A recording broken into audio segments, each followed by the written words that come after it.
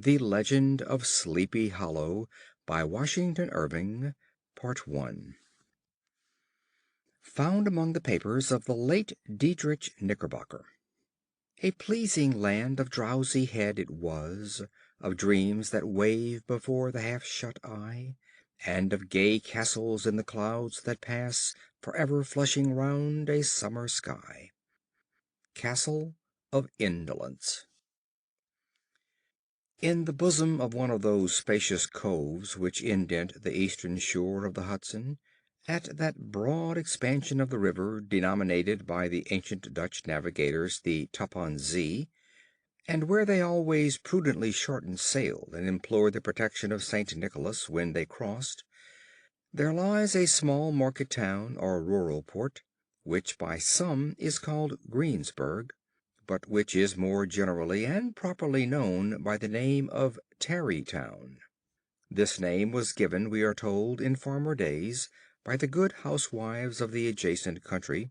from the inveterate propensity of their husbands to linger about the village tavern on market days.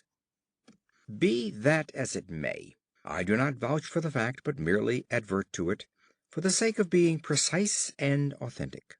Not far from this village, perhaps 2 miles, there is a little valley, or rather lap of land among high hills, which is one of the quietest places in the whole world.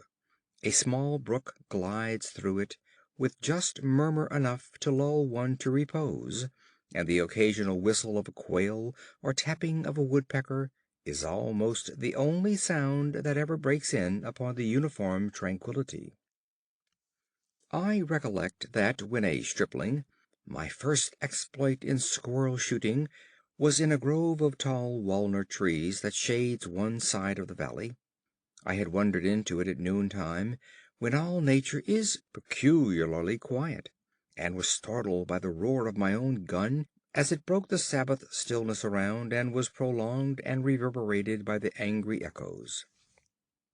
If ever I should wish for a retreat whither I might steal from the world and its distractions, and dream quietly away the remnant of a troubled life, I know of none more promising than this little valley. From the listless repose of the place, and the peculiar character of its inhabitants, who are descendants from the original Dutch settlers, this sequestered glen has long been known by the name of Sleepy Hollow, and its rustic lads are called the Sleepy Hollow Boys throughout all the neighboring country. A drowsy, dreamy influence seems to hang over the land, and to pervade the very atmosphere. Some say that the place was bewitched by a high German doctor during the early days of the settlement; others that an old Indian chief, the prophet or wizard of his tribe, held his powwows there before the country was discovered by Master Hendrik Hudson. Certain it is the place still continues under the sway of some witching power that holds a spell over the minds of the good people, causing them to walk in a continual reverie. They are given to all kinds of marvelous beliefs, are subject to trances and visions, and frequently see strange sights and hear music and voices in the air.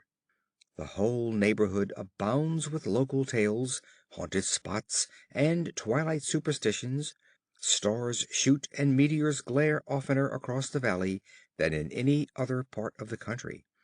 and the nightmare with her whole ninefold seems to make it the favorite scene of her gambols. The dominant spirit, however, that haunts this enchanted region, and seems to be commander in chief of all the powers of the air, is the apparition of a figure on horseback without a head.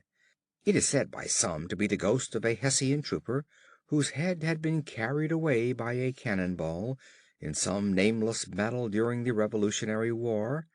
and who is ever and anon seen by the country folk hurrying along in the gloom of night, as if on the wings of the wind.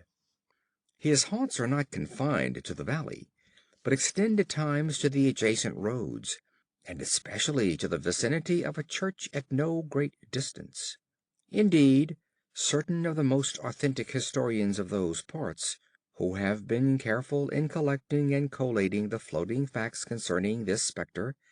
allege that the body of the trooper having been buried in the churchyard, the ghost rides forth to the scene of battle in nightly quest of his head, and that the rushing speed with which he sometimes passes along the hollow, like a midnight blast,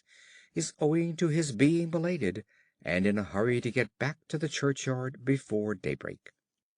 Such is the general purport of this legendary superstition, which has furnished materials for many a wild story in that region of shadows, and the spectre is known at all the country firesides by the name of the Headless Horseman of Sleepy Hollow. It is remarkable that the visionary propensity I have mentioned is not confined to the native inhabitants of the valley, but is unconsciously imbibed by every one who resides there for a time. However wide awake they may have been before they entered that sleepy region, they are sure in a little time to inhale the witching influence of the air, and begin to grow imaginative, to dream dreams, and see apparitions.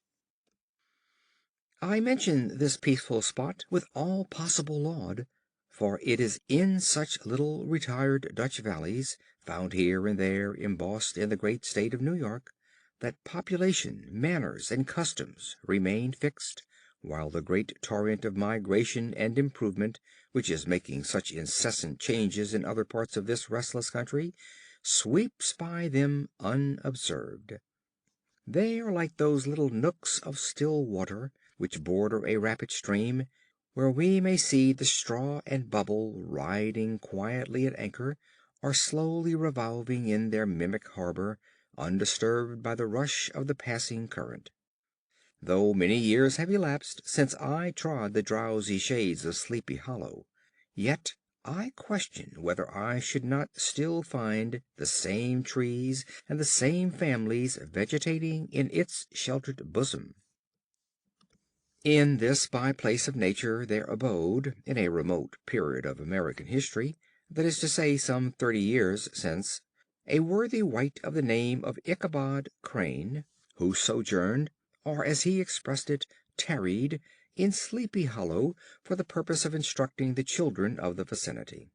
He was a native of Connecticut, a state which supplies the Union with pioneers for the mind as well as for the forest, and sends forth yearly its legions of frontier woodmen and country schoolmasters. The cognomen of Crane was not inapplicable to his person. He was tall, but exceedingly lank, with narrow shoulders, long arms and legs, hands that dangled a mile out of his sleeves, feet that might have served for shovels, and his whole frame most loosely hung together. His head was small and flat at top, with huge ears, large green glassy eyes, and a long snipe nose, so that it looked like a weathercock perched upon his spindle neck to tell which way the wind blew. To see him striding along the profile of a hill on a windy day, with his clothes bagging and fluttering around him, one might have mistaken him for the genus of famine descending upon the earth, or some scarecrow eloped from a cornfield. His schoolhouse was a low building of one large room, rudely constructed of logs, the windows partly glazed and partly patched with leaves of old copybooks. It was most ingeniously secured at vacant hours by a withe twisted in the handle of the door, and stakes set against the window shutters, so that though a thief might get in with perfect ease, he would find some embarrassment in getting out, an idea most probably borrowed by the architect Jost van Houten from the mystery of an eel pot. The schoolhouse stood in a rather lonely but pleasant situation, just at the foot of a woody hill, with a brook running close by and a formidable birch tree growing at one end of it. From hence the low murmur of his pupils' voices, conning over their lessons, might be heard in a drowsy summer's day, like the hum of a beehive, interrupted now and then by the authoritative voice of the master, in the tone of menace or command, or peradventure by the appalling sound of the birch, as he urged some tardy loiterer along the flowery path of knowledge. Truth to say, he was a conscientious man, and ever bore in mind the golden maxim, "Spare the rod and spoil the child." Ichabod Crane's scholars certainly were not spoiled. I would not have it imagined, however, that he was one of those cruel potentates of the school who joy in the smart of their subjects. On the contrary, he administered justice with discrimination rather than severity, taking the burden off the backs of the weak, and laying it on those of the strong. Your mere puny stripling that winded at the least flourish of the rod was passed by with indulgence, but the claims of justice were satisfied by inflicting a double portion on some little tough, wrong-headed, broad-skirted Dutch urchin who sulked and swelled and grew dogged and sullen beneath the birch. All this he called "doing his duty by their parents," and he never inflicted a chastisement without following it by the assurance, so consolatory to the smarting urchin, that he would remember it and thank him for it the longest day he had to live. When school hours were over, he was even the companion and playmate of the larger boys, and on holiday afternoons would convoy some of the smaller ones home, who happened to have pretty sisters, or good housewives for mothers, noted for the comforts of the cupboard. Indeed, it behooved him to keep on good terms with his pupils. The revenue arising from his school was small, and would have been scarcely sufficient to furnish him with daily bread, for he was a huge feeder, and though lank, had the dilating powers of an anaconda.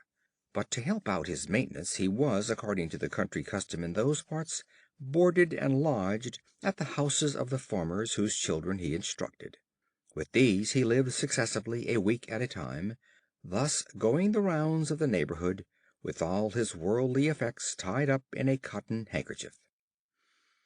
That all this might not be too onerous on the purses of his rustic patrons, who are apt to consider the costs of schooling a grievous burden, and schoolmasters as mere drones, he had various ways of rendering himself both useful and agreeable.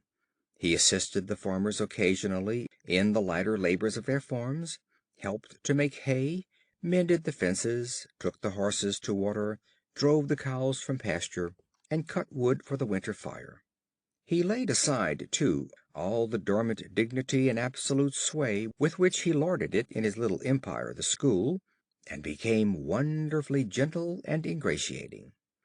He found favor in the eyes of the mothers by petting the children, particularly the youngest, and like the lion bold, which so magnanimously the lamb did hold, he would sit with the child on one knee and rock a cradle with his foot for whole hours together.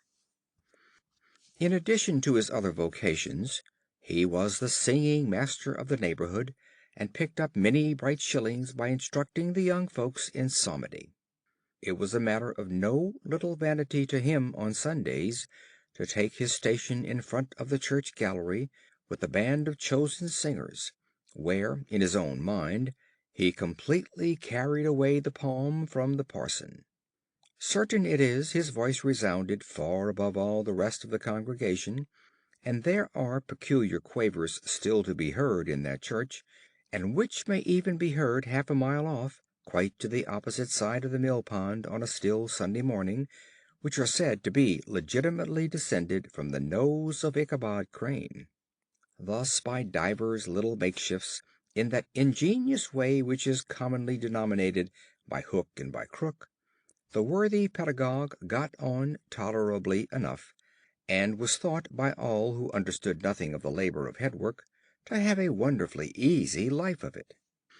The schoolmaster is generally a man of some importance in the female circle of a rural neighborhood, being considered a kind of idle, gentlemanlike personage, of vastly superior taste and accomplishments to the rough country swains, and indeed inferior in learning only to the parson.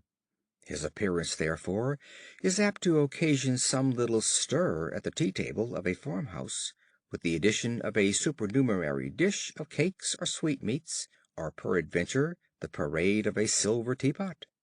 Our man of letters, therefore, was peculiarly happy in the smiles of all the country damsels. How he would figure among them in the churchyard, between services on Sundays, gathering grapes for them from the wild vines that overran the surrounding trees, reciting for their amusement all the epithets on the tombstones, or sauntering with a whole bevy of them along the banks of the adjacent mill pond, while the more bashful country bumpkins hung sheepishly back,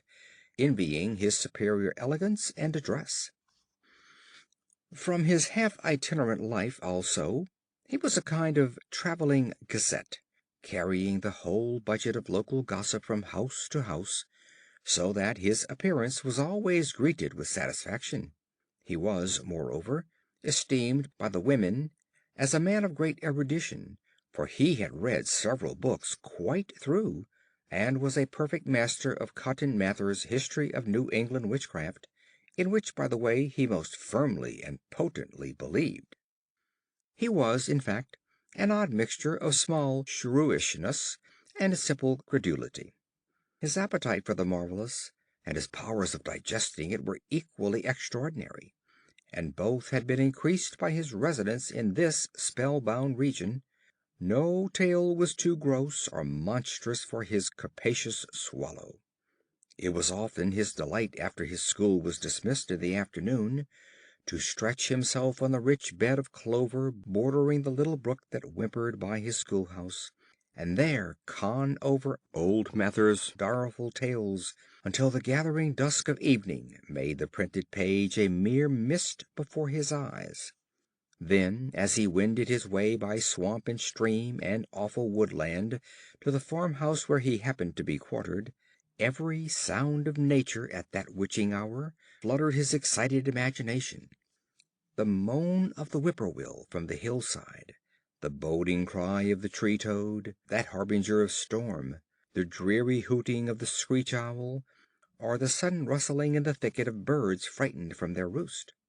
The fireflies, too, which sparkled most vividly in the darkest places, now and then startled him, as one of uncommon brightness would stream across his path, and if by chance a huge blockhead of a beetle came winging his blundering flight against him,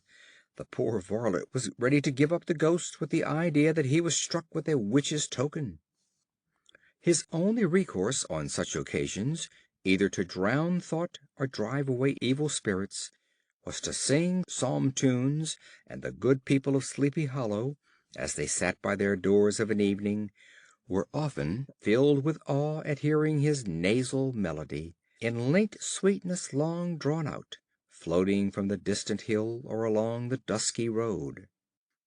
Another of his sources of fearful pleasure was to pass long winter evenings with the old Dutch wives, as they sat spinning by the fire, with a row of apples roasting and spluttering along the hearth, and listen to their marvelous tales of ghosts and goblins and haunted fields and haunted brooks and haunted bridges and haunted houses, and particularly of the headless horseman, or galloping Hessian of the Hollow, as they sometimes called him.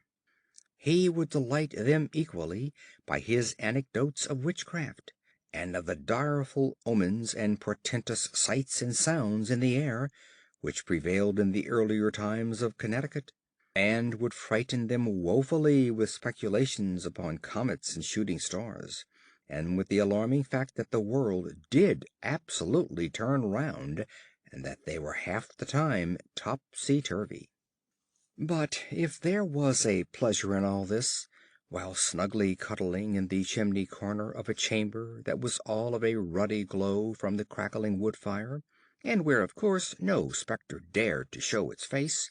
it was dearly purchased by the terrors of his subsequent walk homewards. What fearful shapes and shadows beset his path amidst the dim and ghastly glare of a snowy night! With what wistful look did he eye every trembling ray of light streaming across the waste fields from some distant window! How often was he appalled by some shrub covered with snow, which, like a sheeted spectre, beset his very path! How often did he shrink with curling awe at the sound of his own steps on the frosty crust beneath his feet, and dread to look over his shoulder, lest he should behold some uncouth being tramping close behind him. And how often was he thrown into complete dismay by some rushing blast howling among the trees, in the idea that it was the galloping Hessian on one of his nightly scourings. All these, however, were mere terrors of the night, phantoms of the mind that walk in darkness, and though he had seen many spectres in his time, and been more than once beset by Satan in divers shapes in his lonely perambulations, yet daylight put an end to all these evils, and he would have passed a pleasant life of it, in despite of the devil and all his works, if his path had not been crossed by a being that causes more perplexity to mortal man than ghosts, goblins, and the whole race of witches put together, and that was a woman. Among the musical disciples who assembled one evening in each week to receive his instructions in psalmody was Katrina von Tussel, the daughter and only child of a substantial Dutch farmer. She was a blooming lass of fresh 18, plump as a partridge, ripe and melting and rosy cheeked as one of her father's peaches, and universally famed not merely for her beauty, but her vast expectations. She was withal a little of a coquette, as might be perceived even in her dress, which was a mixture of ancient and modern fashions, as most suited to set off her charms. She wore the ornaments of pure yellow gold, which her great-great-grandmother had brought over from Saardam, the tempting stomacher of the olden time, and withal a provokingly short petticoat, to display the prettiest foot and ankle in the country round. Ichabod Crane had a soft and foolish heart towards the sex, and it is not to be wondered at that so tempting a morsel soon found favor in his eyes, more especially after he had visited her in her paternal mansion. Old Baltus von Tussel was a perfect picture of a thriving, contented, liberal-hearted farmer. He seldom, it is true, sent either his eyes or his thoughts beyond the boundaries of his own farm, but within those everything was snug, happy, and well conditioned. He was satisfied with his wealth, but not proud of it, and piqued himself upon the hearty abundance rather than the style in which he lived. His stronghold was situated on the banks of the Hudson, in one of those green, sheltered, fertile nooks in which the Dutch farmers are so fond of nesting. A great elm tree spread its broad branches over it, at the foot of which bubbled up a spring of the softest and sweetest water, in a little well formed of a barrel, and then stole sparkling away through the grass to the neighboring brook that babbled along among alders and dwarf willows. Hard by the farmhouse was a vast barn that might have served as a church,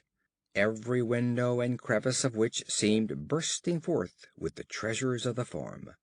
The flail was busily resounding within it from morning to night. Swallows and martins skimmed twittering about the eaves, and rows of pigeons, some with one eye turned up as if watching the weather, some with their heads under their wings or buried in their bosoms, and others swelling and cooing and bowing about their dames, were enjoying the sunshine on the roof. Sleek, unwieldy porkers were grunting in the repose and abundance of their pens, from whence sallied forth, now and then, troops of suckling pigs, as if to snuff the air. A stately squadron of snowy geese were riding in an adjoining pond, convoying whole fleets of ducks. Regiments of turkeys were gobbling through the farmyard, and guinea fowls fretted about it, like ill-tempered housewives, with their peevish, discontented cry. Before the barn door strutted the gallant cock, that pattern of a husband, a warrior and a fine gentleman, clapping his burnished wings and crowing in the pride and gladness of his heart, sometimes tearing up the earth with his feet, and then generously calling his ever-hungry family of wives and children to enjoy the rich morsel which he had discovered. The pedagogue's mouth watered, as he looked upon this sumptuous promise of luxurious winter fare. In his devouring mind's eye he pictured to himself every roasting pig running about with a pudding in his belly and an apple in his mouth. The pigeons were snugly put to bed in a comfortable pie, and tucked in with a coverlet of crust. The geese were swimming in their own gravy, and the ducks pairing cosily in dishes, like snug married couples, with a decent competency of onion sauce. In the porkers he saw carved out the future sleek side of bacon and juicy, relishing ham. Not a turkey but he beheld daintily trussed up, with its gizzard under its wing, and peradventure a necklace of savory sausages,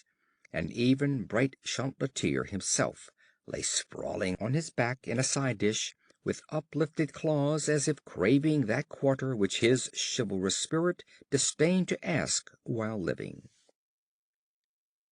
End of Part 1.